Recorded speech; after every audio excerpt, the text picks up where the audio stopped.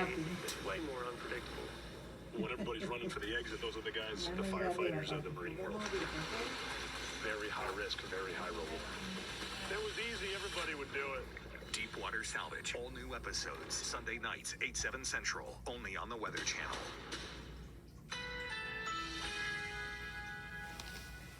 A flood advisory is in effect.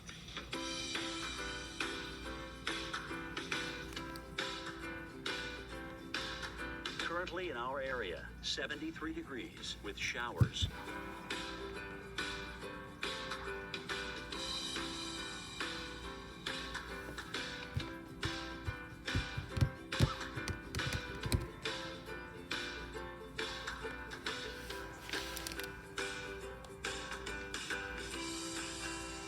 Today, morning thunderstorms. High 85. Winds north at 5 to 10 miles per hour. Tonight, mainly clear. Low 69. Winds north at 5 to 10 miles per hour. Here's our 7-day outlook.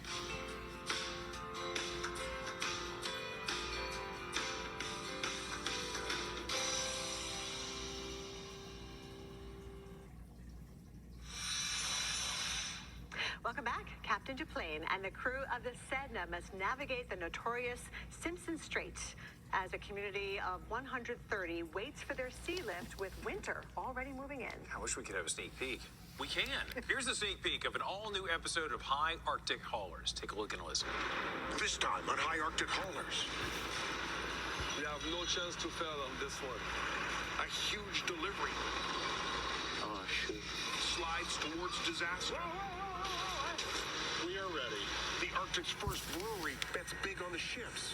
It is not easy. And on the Sedna, There's a lot of ice. ice traps the crew, That's gonna be pretty tough to go through. threatening to end the sea lift. All right, you don't want to miss it. Make sure you don't miss the back-to-back season finale of High Arctic Haulers tonight, 10 p.m., 9 Central, right here on the Weather Channel.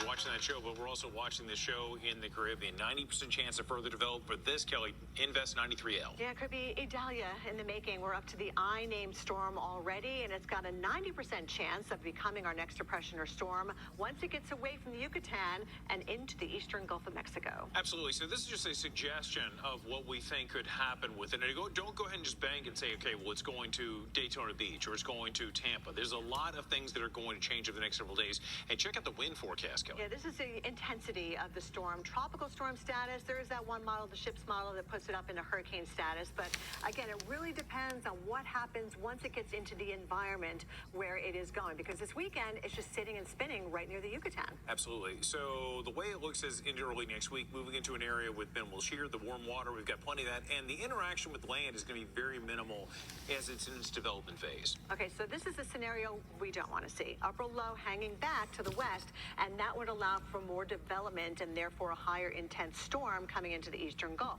This is what we do want. We want more shear, and therefore we want that upper low a little bit closer to Florida's west side. What's the big deal about shear? Well, shear actually can rip apart some of the structure of the storm, weakening it. So that's what we'd like to see. But going forward in time, this is the Euro model in terms of the spin and shear. We do see a lot of spin, and we see a lot of forward progression going to the north. Yeah, moving just along the sun coast of Florida while we do need the rain. A lot of these areas still hurting from Ian just last year. So we've got the potential for some heavy rain, not just in Florida, but up into the southeast as well. American model, similar to where it is right now. Very similar. Now, there are a few fluctuations here or there, but keep a sharp eye on the Weather Channel because we could see these numbers change. But it does appear that either scenario brings heavy rainfall. Absolutely. So definitely be prepared for that. All right. In the meantime, though, we want to talk about the beaches and Franklin's impact on the East Coast, even though it won't be a direct impact. Yeah, it's interesting. It's way out there in the Atlantic. How could it possibly affect you? Well, it could bring an enhancement of rip currents and certainly affect sea lanes. But for now, we do expect it to not only intensify, Kelly, but move between Bermuda and the eastern seaboard. I mean, it doesn't look all that great now, but it is forecast to become a major hurricane. And those waves emanating out from the center of Franklin, reaching into Bermuda to the east and up and down the east coast on the west side. You would not want to be sailing through some of those waves because they are going to be monstrous, especially as they make their way to the northern Atlantic. But for the East Coast, here's the it could affect so many people, Kelly. Yeah, for now, moderate, where you see the yellow for the Outer Banks, down into East Florida. But again, that could be high risk as we head through the next couple of days. Dangerous conditions, even double red flag means don't go in the water. There you go. And again, your biggest loss of life is due, well, it can be in the surf zone. As we drop below the clouds, the story in Hilton Head will be a high today of 90 with plenty of sunshine, Kelly. Yeah, it's going to be hot. The water hot as well, 85. You can see as we make our way up to Myrtle, where it's hazy, hot, and humid, 89 degrees. Can't rule out a pop-up shower or storm, but I think your storms are more likely as we head into Sunday. There we go. In the Outer Banks, chance of thunder boomers about 30% and 85 degrees the high.